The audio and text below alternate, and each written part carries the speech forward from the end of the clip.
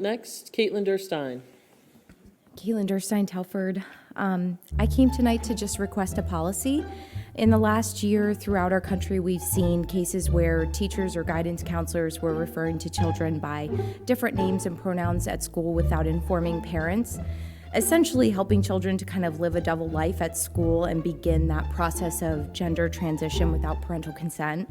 When I first learned about this, I honestly thought to myself, it only happens in California. But this past summer, I hopped on a call where our CHOP transgender unit in our area was training teachers from our area about best practices for kids in the classroom. And they encouraged teachers on the call to not disclose to parents the name or pronouns they use for the child at school. They said that the names and pronouns should not even be listed on the IEP, as it's not considered a confidential document. Last I checked, the only people that can access my son's IEP is myself and my team of teachers. So it became quite clear on the call that they were referring to the home as being a not safe place and the school as being the safe place, which is deeply concerning to me. I understand that this policy is pretty common in schools now and even potentially our own. And so I wanted to request in support of parental rights that this board would instate a policy in our district that states that in order for a child to use a different name or pronoun in school, they must have a signed parental note with signatures from both parents or guardians. And any change to that name or pronoun would require an additional sign-off from the parents. In addition, I'd like our policy to state that if a child discusses a transition with a guidance counselor or trusted teacher, that the guidance counselor must then disclose that information to the parent as well. And lastly, I understand that one of our middle schools has a homeroom time for the Gay-Straight Alliance. It was instituted by a guidance counselor without informing parents.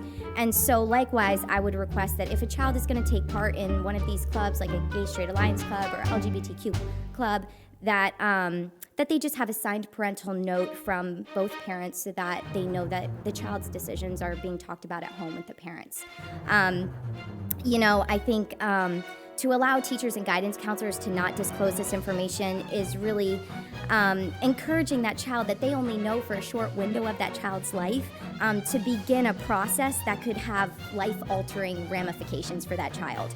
And ultimately, it's not the teachers who are going to be there for that child in their future when they're going through hormone treatments or potential surgeries. It's going to be the parents that are there for them, walking them through that. And so parents are essential to this process, and I really hope that we will put a policy in place that protects our rights to be involved in our kids' decisions. So we had requested for there to be a removal of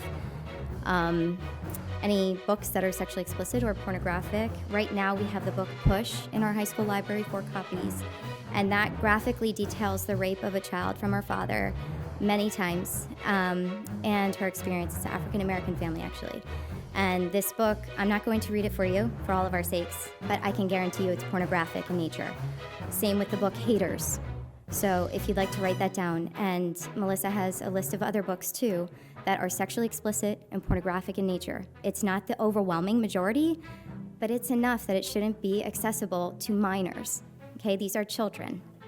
Number 2, I asked for a pronoun policy to protect parental rights. Right now, guidance counselors have been instructed that best practice is to not tell parents when there is a name or pronoun change. Teachers feel that their hands are tied oftentimes when a child comes to them and declares a name or pronoun, that there is nothing that they can do. And this is indeed a problem when best practice is to withhold this. I've been on the calls with CHOP Transgender Unit listening to what they are teaching teachers, and they are teaching them to actively withhold this information, to not put it on IEPs because they're quote-unquote not confidential. They have referred to homes that are conservative, Christian, Catholic, Muslim, Jewish, that would not align with these ideologies as unsafe. What is it that makes a religious perspective unsafe? I think we need to be very careful about calling a home unsafe. I don't call progressive homes unsafe that teach that gender is malleable. I would hope that the same respect would be given for my home, that's a Christian home, that decides to follow the Bible. So, I think that we need to be very cautious about doing that, and we definitely need a policy that protects parents in this way. Number 3, you were talking about activism in our schools. We all in professional environments expect for you to have a code of conduct, that you're not doing business based on your political, social, whatever agenda. I don't think it's unreasonable to ask the same in our classrooms. Kids, the best teachers, kids will never know what their political orientation is. And you need to think about how uncomfortable the children felt, the conservative, Christian, Jewish, Muslim, Catholic children felt when a teacher was handing them a pride flag in the hallway in middle school saying, be an ally, when it goes against their religious beliefs. 10 seconds, Gabe. So think about how the children feel in the midst of this. This is why we need these policies. Thank you.